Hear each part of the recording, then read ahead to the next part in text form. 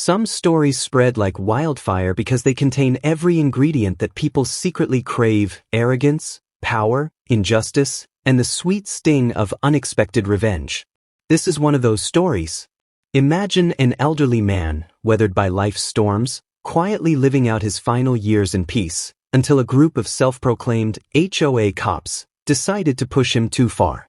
They didn't know his patience was worn thin, his spirit was stronger than they imagined, and his old war-era Colt from 1948 was still waiting, polished, hidden, and loaded. What happened next would shake the entire neighborhood to its core, leaving everyone whispering in shock, fear, and a strange kind of respect. Grandpa Walter had always been a man of silence. His days were slow and simple, marked by tending to his roses, feeding the blue jays on his porch, and sipping his morning coffee while watching the sun rise across the cul-de-sac. But beneath that calm exterior was a man forged in times most people in his neighborhood couldn't even imagine. He had grown up in an era of ration stamps, military marches, and a world war that demanded more grit than comfort. For decades, he had kept his head down, lived respectfully, and minded his own business. Yet, the younger residents, particularly the newly emboldened HOA board, mistook his silence for weakness. The trouble started with a letter. A thin, ordinary piece of paper slipped into his mailbox one spring morning, but its words carried the weight of disrespect. The HOA accused Grandpa Walter of violating neighborhood aesthetics because of his old, green pickup truck, a vehicle that had been with him since the late 70s. To him, it was not just a truck but a living memory of road trips, fishing weekends, and late-night drives with his wife before she passed. To them, it was an eyesore, a relic that didn't belong in their manicured paradise. They gave him 10 days to comply or face escalating fines. At first, Walter laughed it off. He had lived there long before half these so-called rule enforcers were even born. His home was his castle, and no one was going to tell him how to park on his own property. But as the days passed, the pressure grew. Neighbors whispered, the HOA president drove by his house slowly, glaring at the truck, and anonymous complaints were filed about his unkempt yard, though his roses bloomed brighter than anyone else's. The campaign was clear. They wanted him out. They wanted control. Then came the knock on the door. It was not a polite visit but a pounding, heavy-handed bang that rattled the old glass panes. When he opened it, he found 3 men wearing navy windbreakers with HOA security stitched across their chests in cheap embroidery. They stood taller than him, younger, filled with the arrogance of men who had never been tested. They called themselves the neighborhood's peacekeepers, but Walter recognized the swagger of bullies dressed in uniforms they didn't earn. They demanded access to his backyard, claiming they had to inspect for violations. He refused. That was the first clash. Over the next week, harassment escalated. His mail went missing. Trash cans were mysteriously overturned. Anonymous notes appeared on his doorstep saying he was too old to live alone and should move before it gets worse. These were not the actions of a friendly association. This was intimidation. Still, Walter didn't flinch. He had endured worse in his lifetime.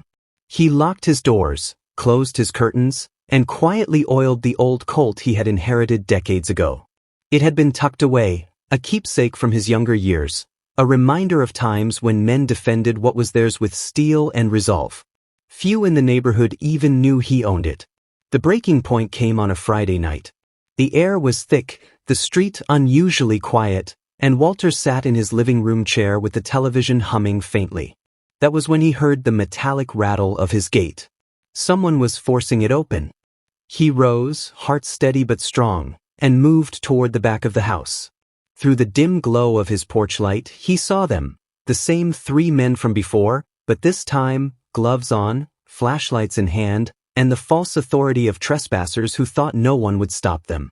They weren't there to talk. They were there to scare him into submission. But Walter was not the kind of man to be scared in his own home. With deliberate calm, he reached for the drawer where the Colt rested, heavy and cold, yet strangely comforting in his grip. He had not fired it in decades, but the weight reminded him of discipline, of protection, of survival. Slowly, he positioned himself where the intruders would least expect, the shadows of his hallway cloaking his frame. his heart did not race in panic. It beat with the quiet certainty of a man who had lived long enough to know that sometimes, enough is enough. The men moved across his yard, muttering to each other, rattling his shed door, and shining their lights toward his windows. One of them laughed, a cruel, hollow sound, as if he already owned the place. That was the moment Walter realized this wasn't about HOA violations anymore. This was about dominance, about breaking him until he either sold his house or bent to their will. But they had underestimated him gravely. They thought they were hunting an old man. What they didn't know was that the old man was ready, and his weapon was not just memory, it was steel, cocked, and loaded. As they reached his back steps, the night froze. Walter shifted his stance, finger brushing the trigger guard, eyes focused, body still. Every creak of their boots on his wood echoed like thunder in his mind. They were inches away from crossing into his home. That was when the story of the quiet old man, the one they thought would break, turned into the story that no one in the neighborhood would ever forget. And just as the first man reached for his back door handle, Walter raised the Colt. Some nights are ordinary. Others are marked forever, etched into the memory of everyone who lived them. This was not just another quiet evening in the cul-de-sac. This was the night when the so-called HOA cops thought they could storm into an old man's life, but instead, they discovered that his resolve was older, sharper, and far more dangerous than anything they expected. What began as intimidation was about to turn into a neighborhood legend, a story whispered in backyards and across kitchen tables for years to come. Walter did not tremble as the intruders reached his back door. The air seemed to hold its breath, heavy with tension. Every second stretched out, each heartbeat echoing like a drum. He was calm, focused, and more alive in that moment than he had felt in years. The Colt rested steady in his hands, its weight anchoring him to his past and his present all at once. These men believed they had cornered a frail senior citizen. Instead, they had awakened a side of him forged in the fires of a harsher world. The first man tried to force the lock, shoulder pressing hard against the doorframe. The wood groaned under the pressure. Walter raised the Colt, its barrel glinting faintly in the dim light, and let the sound of the weapon's action speak louder than any words could. A metallic click echoed through the house, carried into the night like a warning shot without smoke. It was not fired, but it was enough. The men froze, flashlights darting wildly, the bravado draining from their stance as realization hit them. The helpless old man was armed. Panic flickered in their eyes, though they tried to mask it with tough stares and whispered curses. They had not come prepared for resistance. Their plan was built on the assumption that intimidation was enough. But intimidation does not work on a man who has stared down far worse than petty enforcers with stitched-on badges. Walter stepped forward into the faint glow of the porch light, his figure outlined against the window, the Colt raised and steady. For the first time, they saw not a retiree but a soldier of principle. One man stumbled back, muttering that this had gone too far. Another hissed at him to stay quiet.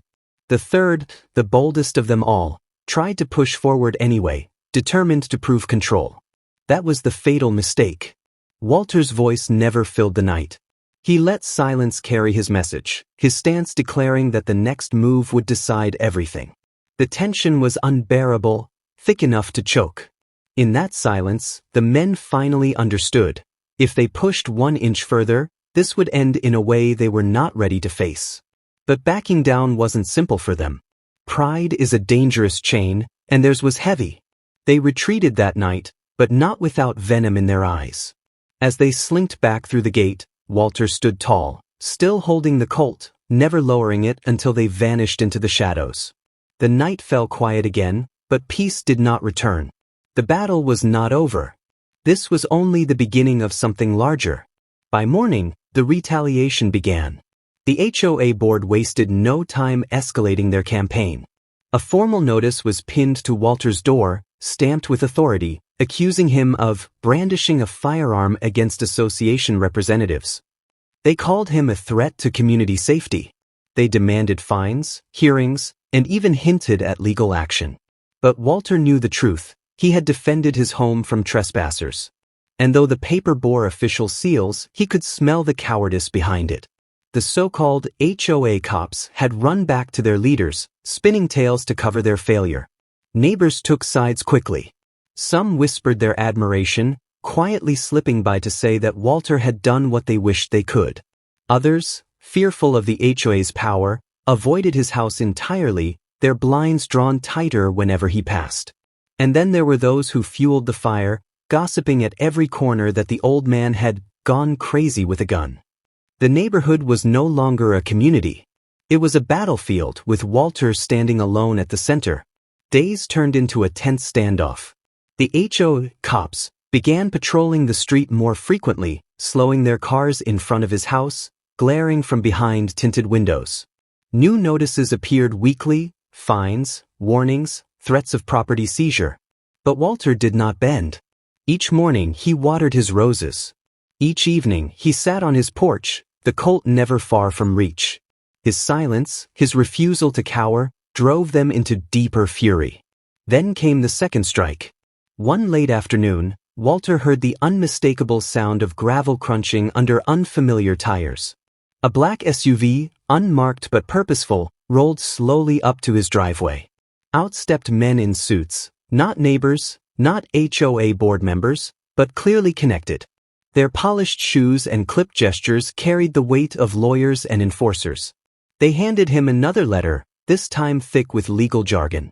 They claimed he was in violation of multiple community codes, that his property was subject to seizure for noncompliance, and that he was considered a danger to residents. Walter read every word without flinching. To him, it was not just a letter, it was a declaration of war. They wanted him gone, erased, forgotten. But he knew better than to give them what they wanted. His house was more than walls and paint. It was the last place where memories of his wife lived, where his children had grown, where his life had unfolded in quiet dignity. To surrender it to petty tyrants in windbreakers and boardrooms would be a betrayal of everything he had stood for.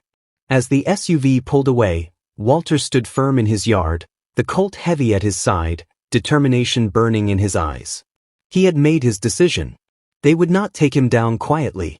The HOA had pushed too far, and now, every move they made would be met with resistance they could never have imagined. But even Walter didn't know how far the board was willing to go. The whispers grew louder.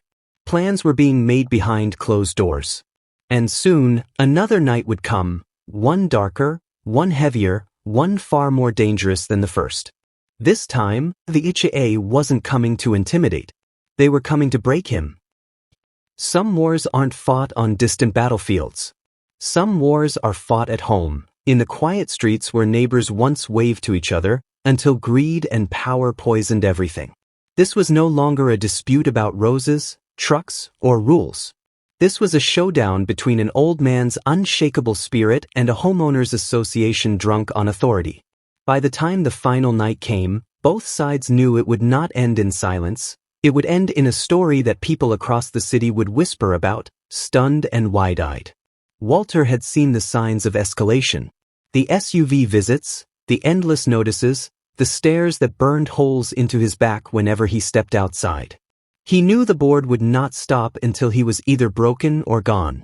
But Walter was not the kind of man to break, and he had no intention of leaving the home he had built his life in. He prepared quietly, not out of paranoia, but out of experience. He checked the locks, reinforced the doors, and made sure the old Colt was cleaned and ready. His resolve was as sharp as ever. Then, on a moonless night, it happened. The sound came first, vehicles creeping down the street, headlights cut, engines humming low like predators stalking prey. Walter rose from his chair and peered through the blinds. At least 2 cars, maybe 3, parked in the shadows. From them emerged figures, not just the usual HOA cops, but more, larger men, bulkier, with the posture of people who believed they were untouchable. They carried tools, flashlights, and something else glinting faintly in the dark. This was no inspection. This was an assault. They surrounded his property with military-like precision, one group heading to the front door, another moving toward the back, and a third lingering by the sides as lookouts. Their arrogance was chilling. They believed this old man would finally bow. But Walter had spent a lifetime standing tall when others tried to force him down.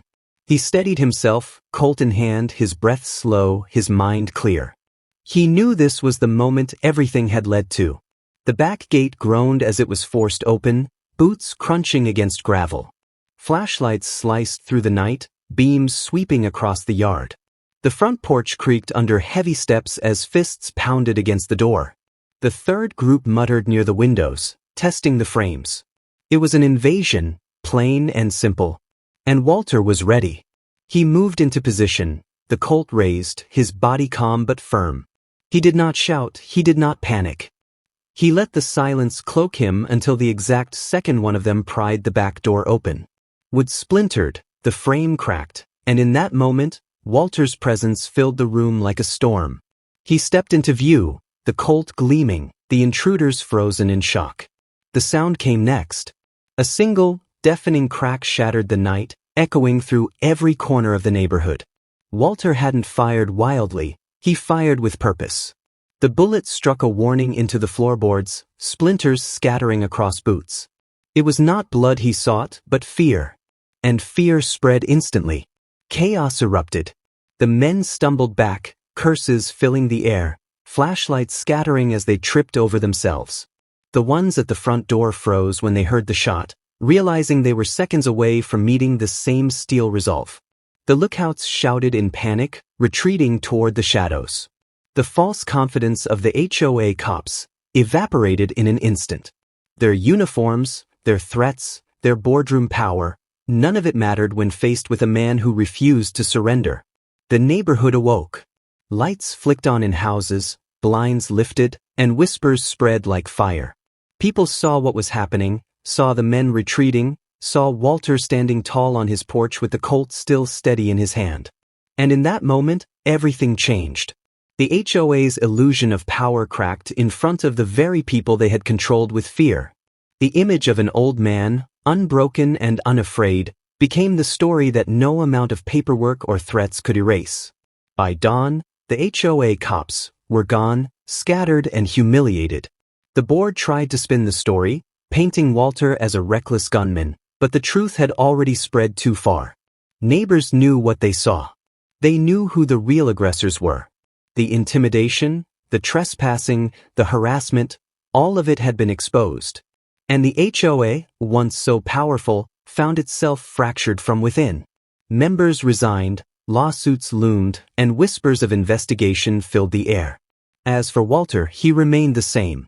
He watered his roses, fed the birds, and sat on his porch each morning with coffee in hand. The Colt rested inside once more, not as a tool of violence, but as a symbol. A symbol that some men cannot be broken, some homes cannot be stolen, and some spirits will fight until the very end. And that story, the one of the old man and his 1948 Colt, became more than a neighborhood tale. It became a warning to every power-hungry HOA across the country. Never mistake silence for weakness. Because sometimes, the quietest man in the room is the one you should fear the most. And if you want to hear more unbelievable HOA stories like this one, make sure to subscribe right now, because the next story will leave you stunned all over again.